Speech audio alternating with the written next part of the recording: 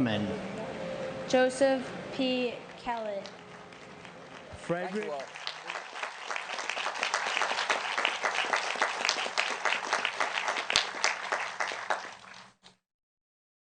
Thank you very much. Laura and I are honored to be with you. Madam Vice President, Vice President Cheney, Governor Wolf, Secretary Holland, and distinguished guests. 20 years ago, we all found in different ways, in different places, but all at the same moment, that our lives would be changed forever. The world was loud with carnage and sirens, and then quiet with missing voices that would never be heard again. These lives remain precious to our country and infinitely precious to many of you. Today we remember your loss, we share your sorrow, and we honor the men and women you have loved so long and so well. For those too young to recall that clear September day, it is hard to describe the mix of feelings we experienced. There was horror at the scale of destruction, and awe at the bravery and kindness that rose to meet it. There was shock at the audacity of evil, and gratitude for the heroism and decency that opposed it. In the sacrifice of the first responders, in the mutual aid of strangers, in the solidarity of grief and grace, the actions of an enemy revealed the spirit of a people, and we were proud of our wounded nation. In these memories, the passengers and crew of Flight 93 must always have an honored place. Here, the intended targets became the instruments of rescue, and many who are now alive owe a vast, unconscious debt to the defiance displayed in the skies above this field. It would be a mistake to idealize the experience of those terrible events. All that many people could initially see was the brute randomness of death. All that many could feel was unearned suffering. All that many could hear was God's terrible silence. There are many who still struggle with a lonely pain that cuts deep within. In those fateful hours, we learned other lessons as well.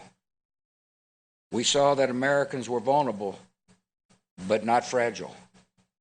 That they possess a core of strength that survives the worst that life can bring. We learned that bravery is more common than we imagined, emerging with sudden splendor in the face of death. We vividly felt how every hour with our loved ones was a temporary and holy gift. And we found that even the longest days end. Many of us have tried to make spiritual sense of these events. There is no simple explanation for the mix of providence and human will that sets the direction of our lives. But comfort can come from a different sort of knowledge. After wandering long and lost in the dark, many have found they were actually walking step by step toward grace. As a nation, our adjustments have been profound. Many Americans struggled to understand why an enemy would hate us with such zeal. The security measures incorporated into our lives are both sources of comfort and reminders of our vulnerability. And we have seen growing evidence that the dangers to our country can come not only across borders, but from violence that gathers within. There is little cultural overlap between violent extremists abroad and violent extremists at home. But in their disdain for pluralism, in their disregard for human life, in their determination to defile national symbols, they are children of the same foul spirit, and it is our continuing duty to confront them. After 9/11, Millions of brave Americans stepped forward and volunteered to serve in the armed forces. The military measures taken over the last 20 years to pursue dangers at their source have led to debate. But one thing is certain. We owe an assurance to all who have fought our nation's most recent battles. Let me speak directly to veterans and people in uniform. The cause you pursued at the call of duty is the noblest America has to offer. You have shielded your fellow citizens from danger. You have defended the beliefs of your country and advanced the rights of the downtrodden. You have been the face of hope and mercy in dark places. You have been a force for good in the world.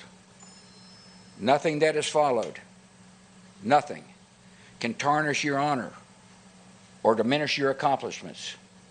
To you and to the honored dead, our country is forever grateful.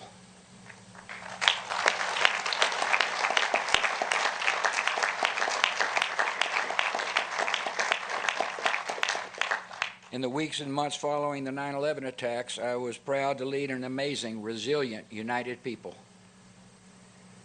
When it comes to the unity of America, those days seem distant from our own. Malign force seems at work in our common life that turns every disagreement into an argument and every argument into a clash of cultures. So much of our politics has become a naked appeal to anger, fear, and resentment. That leaves us worried about our nation and our future together. I come without explanations or solutions. I can only tell you what I've seen. On America's day of trial and grief, I saw millions of people instinctively grab for a neighbor's hand and rally to the cause of one another. That is the America I know.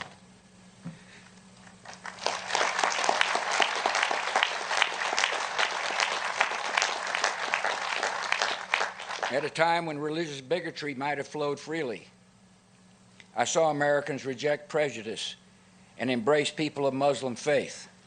That is the nation I know.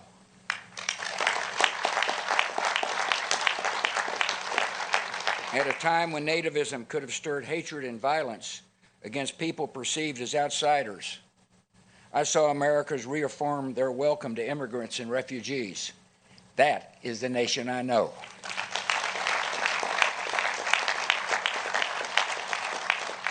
At a time when some viewed the rising generation as individualistic and decadent, I saw young people embrace an ethic of service and rise to selfless action. That is the nation I know. This is not mere nostalgia. It is the truest version of ourselves.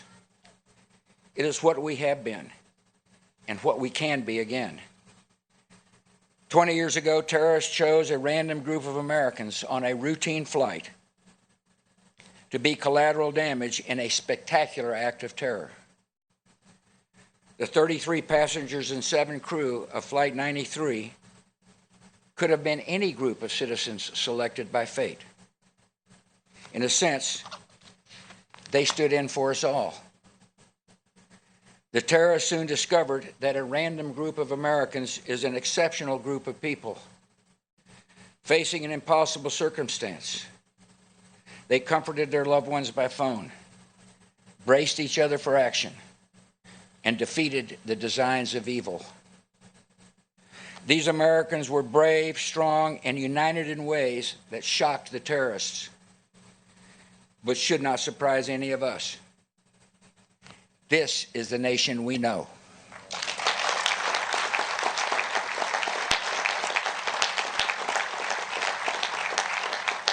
And whenever we need hope and inspiration, we can look to the skies and remember.